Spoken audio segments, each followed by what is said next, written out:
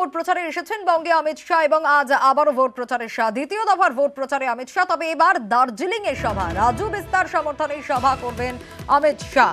ভেঙ্কটেশ্বর আমাদের প্রতিনিধি রয়েছেন আমাদের সঙ্গে। ভেঙ্কটেশ্বর, রাজু বিস্তার সমর্থনে সভা অমিত শাহের, পাহাড় একটা বড় ফ্যাক্টর। কখন থেকে এই সভা শুরু হবে, এই মুহূর্তে ঠিক কি অবস্থা, কারণ কিছু ঘন্টার অপেক্ষা।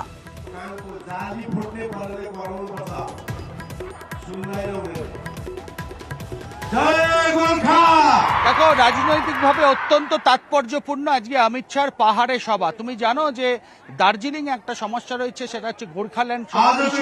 সেই ইস্যুর ব্যাপারে আমরা দেখছিলাম কয়েকদিন আগে প্রধানমন্ত্রী এসে তিনি বলেছিলেন যে গোর্খাদের যে সমস্যা, সেই সমস্যার স্থায়ী সমাধানের পথ খোঁজা হচ্ছে। তারপরে আজকে অমিত শাহ তিনি নির্বাচনী সভায় অংশ নিতে আসছেন। দার্জিলিং এর লেবং যে গোর্খা স্টেডিয়াম রয়েছে সেখানেই তিনি আসবেন এবং বেলা 12টার সময় অমিত শাহ এখানে তিনি আসবেন। অর্থাৎ বিজেপি প্রার্থী রাজু বিস্তার সমর্থনে গোর্খা স্টেডিয়ামে তিনি সভায় অংশ নেবেন এবং সেখান থেকে অমিত শাহ কি বার্তা দেন সেটা কিন্তু অত্যন্ত তাৎপর্যপূর্ণ।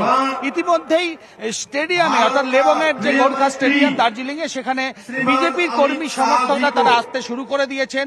গোর্খা জনমুক্তি মোর্চা এবং বিজেপির দলীয় পতাকা একেবারে পাশাপাশি রয়েছে এবং হামরো পার্টি, দার্জিলিং এ তুমি জানো যে হামরো পার্টি একটা উল্লেখযোগ্য ফ্যাক্টর। সেই হামরো পার্টির বেশ কিছু সদস্য তারাও কিন্তু কিছুদিন আগেই বিজেপিতে যোগ দিয়েছেন, ফলে তারাও কিন্তু আজকের এই যে অমিত শাহর যে সভা সেখানে তিনি আসবেন।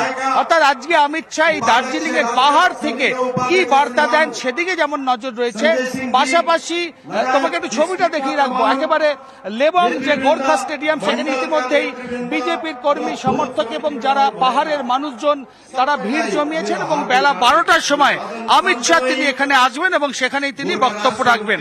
অন্যদিকে আরো একটা ছবি দেখাই যে একেবারে যে দলীয় পতাকা, যে দলীয় পতাকার কথা তোমাকে বলছিলাম যে একেবারে গোর্খা জনমুক্তি মোর্চা এবং বিজেপির যে দলীয় পতাকা সেই একেবারে পাশাপাশি রয়েছে এবং বিজেপির কর্মী সমর্থকরা তারাও কিন্তু আসতে শুরু করেছেন। অন্যদিকে গোর্খা জনমুক্তি মোর্চা এবং বিজেপির নেতৃত্ব ইতিমধ্যেই তারা সভামঞ্চে এসে উপস্থিত হয়েছেন এবং বেলা 12টায় তোমাকে আগেই বললাম যে অমিত শাহ তিনি কিন্তু এখানে আসবেন এবং সেখানে তিনি বক্তব্য রাখবেন। অর্থাৎ গোর্খাদের যে সমস্যা, যে গোর্খাল্যান্ড ইস্যু, কারণ তুমি জানো যে বিজেপিরই এক বিধায়ক এবারে কিন্তু রাজু বিস্তার বিরুদ্ধে তিনি প্রার্থী হয়েছেন, বিষ্ণু প্রসাদ শর্মা। সেই জায়গায় বিজেপির একটা কাঁটা রয়েছে, যেহেতু দলীয় বিধায়ক তিনি নির্দল হয়ে প্রার্থী হয়েছেন এবং রাজু বিস্তারকে তিনি সমর্থন করছেন না, ফলেই তিনি প্রার্থী হয়েছেন। ফলে এটা কিন্তু বিজেপির কাছে একটা কাঁটা। সেই জায়গায় দাঁড়িয়ে আজকে পাহাড় থেকে অমিত শাহ এবং অন্যান্য বিজেপি বা গোর্খা জনমুক্তি মোর্চা নেতৃত্ব তারা কি বার্তা দেন সেটা কিন্তু অবশ্যই নজর থাকবে কি বার্তা দেন তারা। আর প্রথম দফার ভোট হয়ে গিয়েছে, প্রথম দফার